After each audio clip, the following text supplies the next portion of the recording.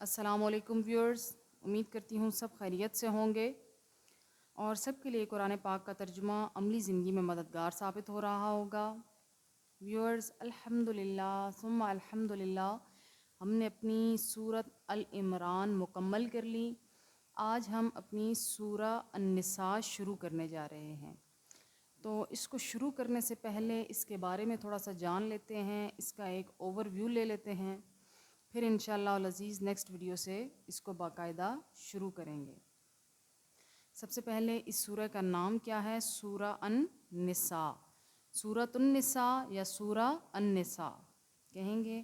اور یہ سورہ مدینہ طیبہ میں نازل ہوئی، اس لیے اس سورہ کو مدنی سورہ کہا جائے گا، اور یہ قرآن پاک کی چوتھی سورہ ہے، ٹھیک ہے۔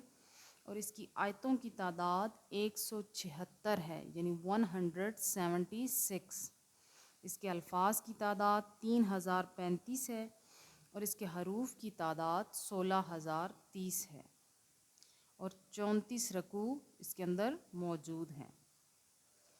یہ سورہ بہت ہی دور رس اصطلاحات پر مشتمل ہے، اور اگر دین اسلام کا ترہ امتیاز کہا جائے ان کو، تو یہ قطعاً بھی مبالغہ نہ ہوگا، یعنی جو ٹاپکس جو کچھ بھی صورت کے اندر بیان کیا گیا ہے۔ اب اس کے اندر کیا بیان کیا گیا ہے وہ بھی دیکھ لیتے ہیں۔ سب سے پہلے اس کے اندر گھریلو زندگی کے بارے میں بیان کیا گیا ہے۔ کیوں بیان کیا گیا ہے؟ کہ سب سے زیادہ توجہ گھریلو زندگی کی خوشگوار بنانے پر دی گئی ہے۔ کیوں؟ کیونکہ گھر ہی قوم کی خشت اول ہوتا ہے، گھر ہی وہ گہوارہ ہے جہاں قوم کے مستقبل کے معمار پرورش پاتے ہیں، گھر ہی وہ مدرسہ ہے جہاں اخلاق اور کردار کی جو قدریں اچھی یا بری، بلند یا پست، لوح قلب پر لکھ دی جاتی ہیں، ان کے نقوش کبھی مدھم نہیں ہو سکتے۔ یعنی جس کے بارے میں حضور صلی اللہ علیہ وسلم نے بھی فرمایا ہے کہ ماں کی گود، جس کا مفہوم یہ ہے کہ ماں کی گود پہلی درسگاہ ہے، اس گھر کا خوشگوار ہونا بہت ضروری ہے، ازدواجی تعلقات کا خوشگوار ہونا بہت ضروری ہے۔ اس سے یہ بھی واضح ہوتا ہے کہ میرے اللہ پاک نے گھریلو زندگی کو کتنی اہمیت دی ہے۔ یہ بلا وجہ ہی نہیں بنا دی گئی ہے، اس کے بھی مقاصد ہیں، کیونکہ پورا معاشرہ اس گھریلو زندگی پر ہی کھڑا ہوتا ہے۔ اگر گھر میں ماحول اچھا اور صحت مند ہوگا تو وہاں سے قوم کے معمار ہی نکلیں گے، قوم کی تاریخ کو بدلنے والے، قوم کی قسمت کو بدلنے والے ہی انسان نکلیں گے۔ اس لیے گھریلو زندگی اتنی اہم ہے۔ پھر اس میں عورت کے مقام کے بارے میں بتایا، جو کہ عرصہ دراز سے ظلم و ستم کی چکی میں پس رہی تھی، جس کا وراثت میں کوئی حصہ نہیں تھا، ایون کہ جس کے انسان ہونے میں بھی شکوک و شبہات تھے۔ اللہ پاک نے اس کی اہمیت بیان کی، نہ کہ صرف اس کو اہمیت دی بلکہ اس کو وراثت میں حصے دار بھی بنایا۔ اتنی اہمیت دی گئی عورت کو اس سورہ میں۔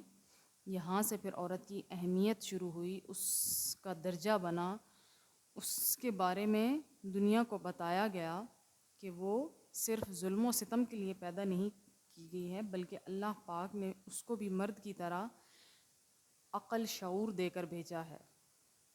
فضول میں کوئی چیز اللہ نے نہیں بنائی، تو یہ تو ایک انسان ہے، اس کو فضول نہ سمجھا جائے، بلکہ اس کو بھی اللہ کی اہم ترین مخلوق، جس طرح کہ مرد ہے اسی طرح عورت کو بھی اللہ پاک نے بنایا ہے۔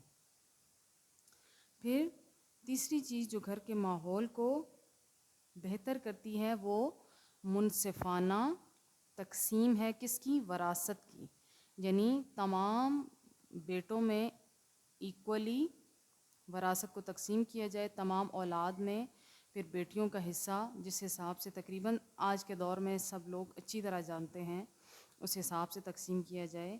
یہ سب کچھ اللہ پاک نے ہی طے کیا ہے، جو کہ ہم بھول چکے ہیں۔ پھر اللہ پاک نے اس میں حق و باطل کے بارے میں بیان کیا ہے، پھر انفرادی کردار کے بارے میں بیان کیا ہے کہ انسان کا کردار کتنی اہمیت کا حامل ہے۔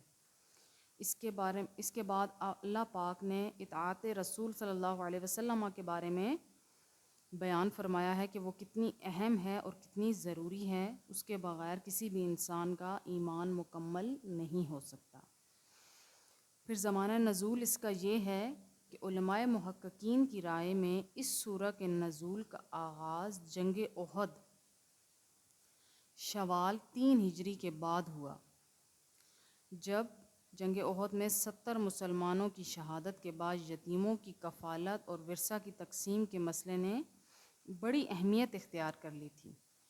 نماز خوف غزوہ ذات اور رقہ میں پڑھی گئی اور یہ غزوہ 4 ہجری میں ہوا، اور یتیم کی اجازت غزوہ بنی مستلق میں دی گئی اور یہ غزوہ 5 ہجری میں پیش آیا. ان واقعات سے معلوم ہوتا ہے کہ اگر اس سورہ کا آغاز احد کے بعد ہوا تو اس کا سلسلہ نزول 5 ہجری کے شروع تک جاری رہا. میں امید کرتی ہوں آپ کو اس سے معلومات ملی ہوں گی اور آپ کو سمجھ آئی ہوگی اس کے تعارف کے متعلق. آج کی ویڈیو یہاں تک ہی. نیکسٹ ویڈیو میں انشاءاللہ العزیز اس کا باقاعدہ آغاز کریں گے. تب تک کے لیے اللہ حافظ.